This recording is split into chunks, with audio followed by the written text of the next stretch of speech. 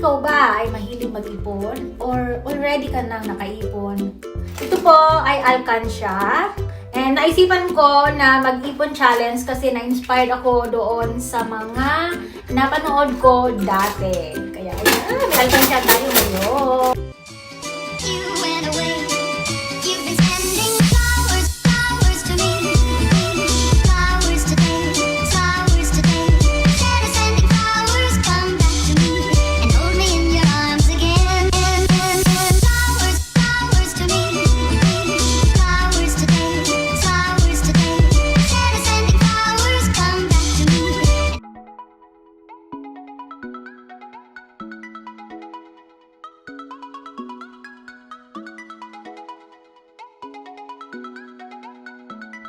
Hello!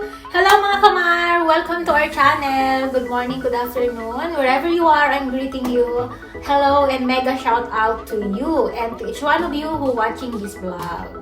So, pagpasensyahan nyo na, same spot pa rin yung background natin. Nandito pa rin ako, nakasalampak sa sahig. And as you can see behind me, that's the stairs. And ito yung bintana, kaya maganda yung lighting natin ngayon. So, kumusta naman po kayong lahat? Medyo hindi ako nakakapag-vlog masyado kasi no privacy, maingay dito lagi sa bahay. And sa ngayon, gusto kong mag-share sa inyo ng something and samahan niyo po ako. And yeah, thank you for watching. So, let's start it! Hello! Ikaw ba ay mahilig mag-ipon? Or already ka nang nakaipon? Or already ka nang nag-iipon as of now? Dahil ako, kaka-start ko pa lang ng challenge, ipon challenge. Kaka-start ko pa lang. So, gusto ko i-share sa inyo and I challenge you to ipon challenge also. Let's see kung ano mangyayari next year. O, diba? So, labas na ang mga lata! O, piggy bank! Ayan! So, anyway, gusto ko lang i-share po sa inyo na nag-start na po akong mag-ipon challenge. Kasi, na-inspired po ako doon sa mga napapanood ko sa YouTube tsaka din sa balita na mayroong isang I think 26 years old na teacher na nakapag-ipon siya in 1 year more than 160,000. And sa iba namang mga YouTube na panood ko na mga nagbablog din sila na parang nag-unboxing sila nung mga piggy bank nila tapos yung mga alkansya nila. So ngayon, meron ako syempre ng alkansya, lata nga lang ito. So ito yung alkansya ko. Nabili ko to sa 13 Martires Walter Mart. Mura lang siya, 60 pesos isa. Bumili ako ng dalawa. Tapos, supposed to be akin tong dalawa. Ngayon, nagustuhan ng kapatid kong lalaki itong isa. Kaya binigay ko na lang sa kanya. And ito yung sa akin. Ayan. Ipon challenge ako. Ayan, ipon challenge ako. Wala lang, gusto ko lang share sa inyo. Ayan, ipon challenge. Tapos, pag napuno ko to, ang laman nito ay 60,000. Ayan siya, diba? 60,000. So, dito, nakalagay, pag nakaipon ako ng 500 na 20 pesos, dito, 200 pieces na 50 pesos, and dito, 100 pieces na 100 pesos, and dito, 50 pieces ng 200 pesos, and dito ay 20 pieces ng 500, and dito naman ay 10 pieces ng 1,000. Overall, total of 60,000 kapag lahat ng itong nandito ay na-shadean ko. So, nakaka-excite siya kasi itong mga bilog na to na kailangan mong i-shade. Kunwari, naghulog ako ngayon ng 20 pesos. Kailangan ko siyang i-shade. O, diba nakaka-exciting? Ngayon, tingnan nyo naman, meron na akong konting hulog din. Ayan, yung 20 pesos ko, medyo, ang layo pa bago siya mapuno. Tapos, yung 50 pesos, na-start ko na rin, and then yung 100. So, sa 200, 500, and then 1,000, wala pa akong na-start ng isa. Medyo bigat na kasi yun. Kaya dito muna ako sa maliliit na pera muna. 20, 50, ang mga kandun. So, nabilang ito ng kapatid ko nakaraan, sabi, naka ako, 2,000. Diba? Naka-start ko lang nito nung, ayan, November 16, 2020. Doon ako nag-start na ipon challenge. O diba, ang saya, nakaka-excite siya. Kaya mag-ipon challenge ka na rin. Challenge kita. So yun na nga, kaka-start ko lang noong November 16, 2020. Tapos ngayon ay January na 2021.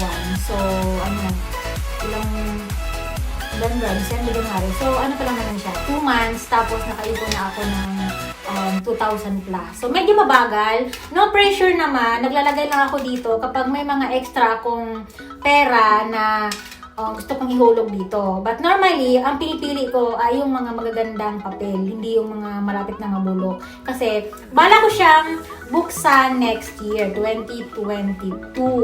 By January ko siya bubuksan. So, yeah. I challenge you, mag-ipon challenge ka, tapos next year, buksan natin yung ipon challenge natin sa 2022. Tingnan natin kung ilan yung maiipon natin. Like, eto, I challenge myself kung kaya ko makaipon ng 60,000 or kaya kong higitan itong 60,000. So, I don't know. Let's see. It's depend on the situation. It's depend kung may extra, di ba? So, kapag may extra ako, tsaka lang ako naghuhulog. Pag mayroon akong magagandang mga papel na 100, 20 pesos, 50 pesos, direct ko talagang siyang hinuhulog. Pero meron kang naririnig na, yan yung mga... dati kasi, nung November, bago pa lang, ang plan ko kasi, maghulog kahit ng mga coins. I changed my mind. I focus na lang dito sa challenge na ito na mag-shade lang ako based dito kung ano ang nandito ng mga guide. So, di pa nakakatuwa. Biruin mo, 60,000, kasya pala dito. So, I'm so excited. Unahin ko muna yung maliliit na bills kasi medyo matagal to bago matapos yun, no? Kaya kailangan ko munang maka 500 pieces ng 20. So, tapos itong mga... itong 500 tsaka 1,000, tsaka na yan. Pero kunti lang naman yung 1,000, 10 pieces. O, kapag nakahulog ka ng 10 pieces, norm, ano na yun? 10,000 na yun, di ba? O, tapos itong sa kapatid ko, halo-halo to. Sabi niya, bakit wala akong ito, wala siyang guide na bilog-bilog. Gusto niya rin. Kaso, yun nga, yun yung binili ko. Bundle kasi siya. So, sa kanya, mas challenging sa kapatid ko kasi walang shade. Kumaga, naguhulog siya dito, papel, tsaka coins. Pinaghalo-halo na niya. So, I challenge him. So, next year din siya mag-open nitong lata na to. So, diba? So, I challenge you, Sisi! Bili ka ng lata or piggy bank. Tapos, hulog-hulugan mo ng konti-konti lang. Depende sa available money mo. No pressure. Ganun. Tapos, tingnan natin kung anong mangyayari next year. So, diba? Saya lang. Exciting. So, ayan. Ito po yung alkansya ko na lata.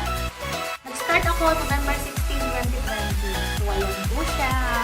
Work, save, and travel. At nakalagay dito,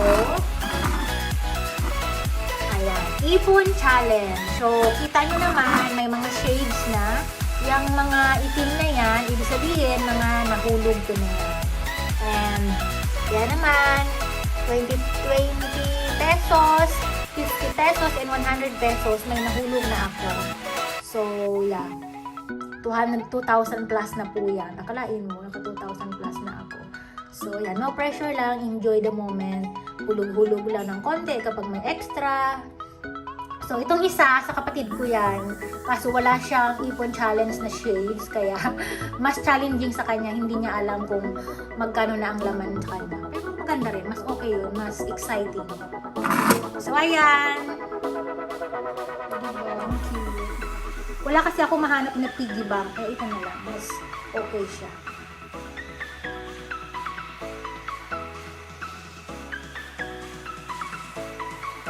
So, that's it my vlog, mga kamar, mga sisi ko. Gusto ko lang i-share sa inyo. Baka ma-inspired kayo na mag-start na rin ng mag-ipon challenge. O baka meron ka na ng ipon challenge, which is very good. So, lalo na ngayon, sa buhay ngayon, na situation natin lahat, na may pandemic, na hindi pa rin matapos-tapos, yung hindi natin alam kung ano ang nangyayari in the future. So, it's a best way, at a simple way, na hindi naman tayo masyadong nahihirapan na mag-ipon ng konti. Kasi kapag nagbabangko ka, kailangan may required talaga yan na magkano ang deposit mo. Meron akong bangko and ito, challenge ko lang ito, sarili ko. So, nasa-challenge ako gawa doon sa mga shades na yun. So, baka ikaw rin, ma-challenge ka rin. Dito yan sa Pilipinas na bibili, hindi ko alam kung meron sa ibang lugar. But normally, sa mga bookstore, sa mga tiangge, ayan, meron siya, supermarket, mabibili mo itong maganda na ipon challenge na may mga shade. Kasi hindi natin alam kung ano mangyari sa future, di ba? Kahit pa paano, may konting ipon tayo, di meron tayo magagamit balang araw. At ang pinaka-excited dyan, yung time na gusto mo na siyang buksan next year, di ba? Nakaka-excite yun, magbibilang ka na. At kapag dumating yung next year, syempre, samahan nyo ko na bilangin kung magkano ang laman ng maiipon ko sa ipon challenge na to. Kung kaya ko ba siyang higitan ng 60,000 or hanggang 60,000 lang talaga. Eksakto ang laman ng isang buong lakan nito. So, let's see. So, that's it mga sisi ang aking vlog. Thank you everyone for watching. And sana na-inspired kayo. And see you on my next vlog. Mag-ingat kayong palagi. Have a nice day. And yeah, God bless us all. Bye-bye! See you in the next vlog!